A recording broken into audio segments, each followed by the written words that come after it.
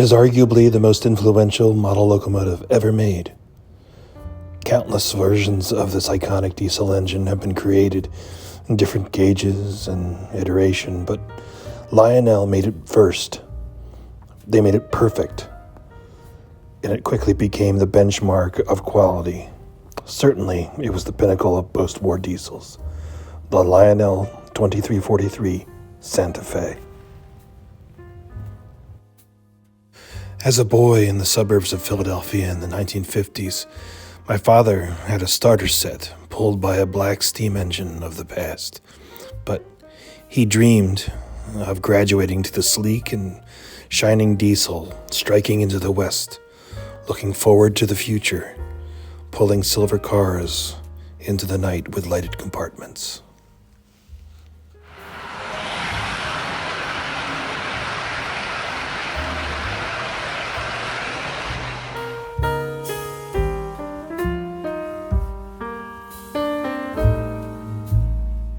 The great Lionel models always were inspired by great locomotives.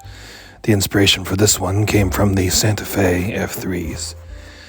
The F3 was the third locomotive in General Motors Electromotive Division's successful F-series of diesels.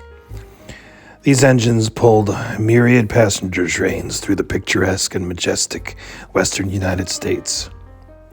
When combined with the dramatic livery of the Santa Fe Railroad, it's natural to understand why Lionel immediately determined this was a locomotive they had to model. In 1948, Lionel announced the 2333, its first rendition of the Santa Fe F3. This image from that catalog shows the logo in a black rather than silver.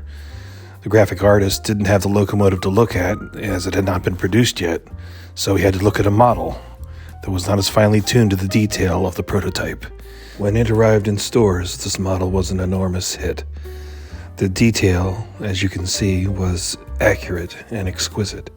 It came as a AA unit, which means that it was essentially depicting two locomotives in series lashed together. The first one was powered by two strong motors, one on each traction truck, whereas the one on the back was unpowered and a dummy. Combined with the silver and red livery, this became a premium locomotive that everybody wanted under their Christmas tree.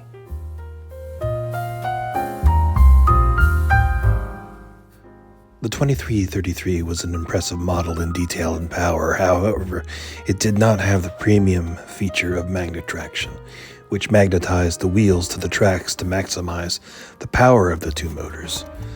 With the 2343, this magnet traction was added. The addition of this feature represented a milestone. With that added, many people see the 2343 as the high watermark of Lionel post-war development for diesels.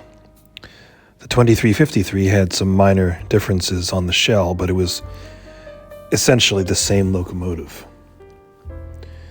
However, as impressive as this locomotive was, I don't think this is what made it a great locomotive. There were certain things, which we'll go over now, that pushed it past excellent into something more. This locomotive was going to be a legend from here on out.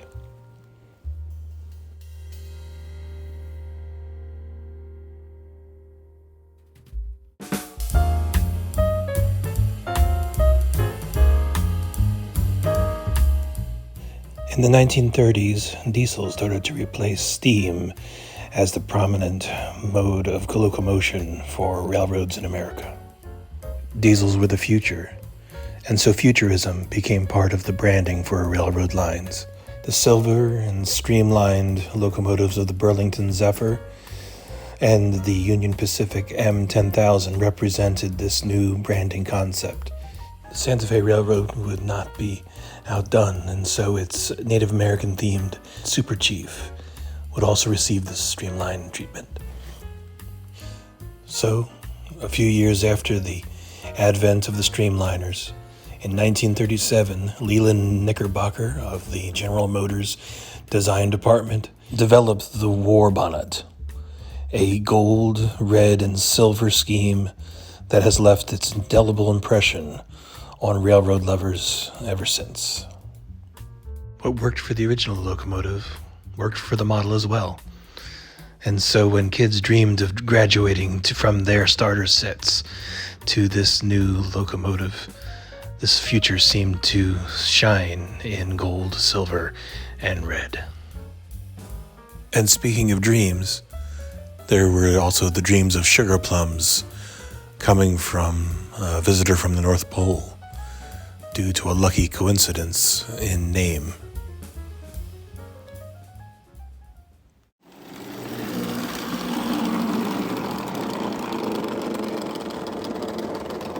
The two powerful motors in the Lionel F3s gave it a very distinctive sound, a sound that I never forgot when I was a kid when I heard them for the first time.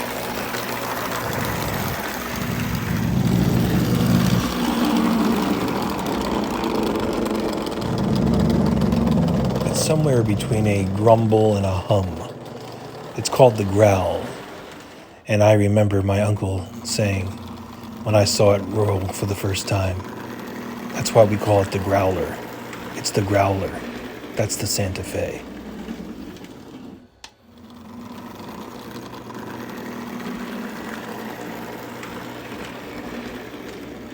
At higher speeds, that growl becomes a gravelly moan.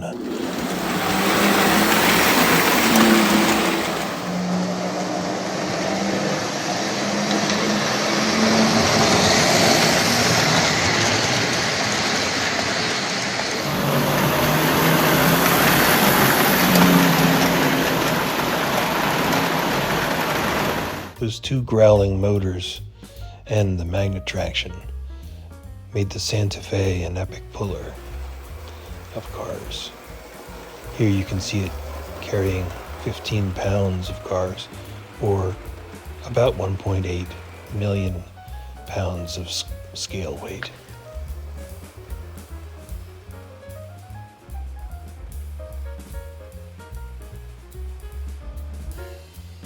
The other thing about diesels that really made this model interesting was the idea of the limitless power that could be applied to hauling a consist. The 2243, which was designed for 027 track, may have only had one motor, but it had a B unit. B unit is essentially another powered locomotive, although this was a dummy. But the idea is that you could run a bunch of these in succession to show almost limitless pulling capacity in the model.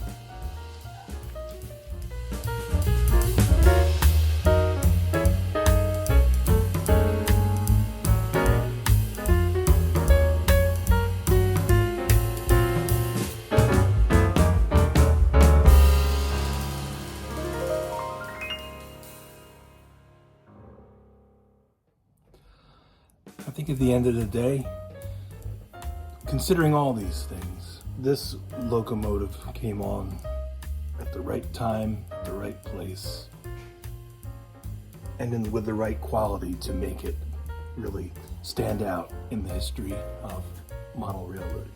It also came at a time when the old steam engines, as glorious as they were the past. And these came out when the diesel engine was truly beginning to become ascendant on the railroad. And so not only was it a great model, but it represented the future. And for those people that remember being a kid, I think that the hope and aspiration that they felt is still captured in this model here.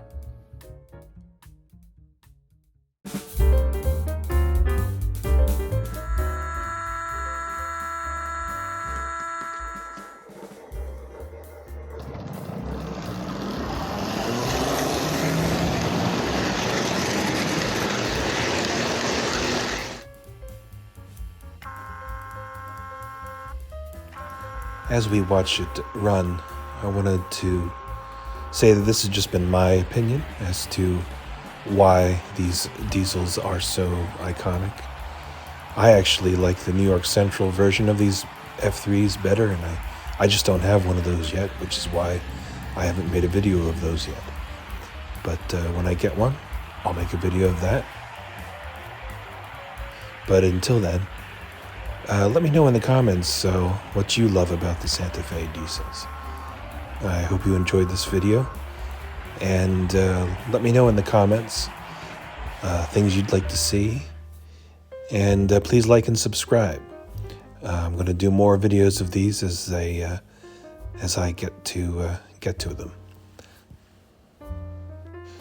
Thanks to everybody that shared their images and videos of their Santa Fe F3s to help me make this video. I really appreciate it. Until then, have a great day and enjoy the railroad. See you next time.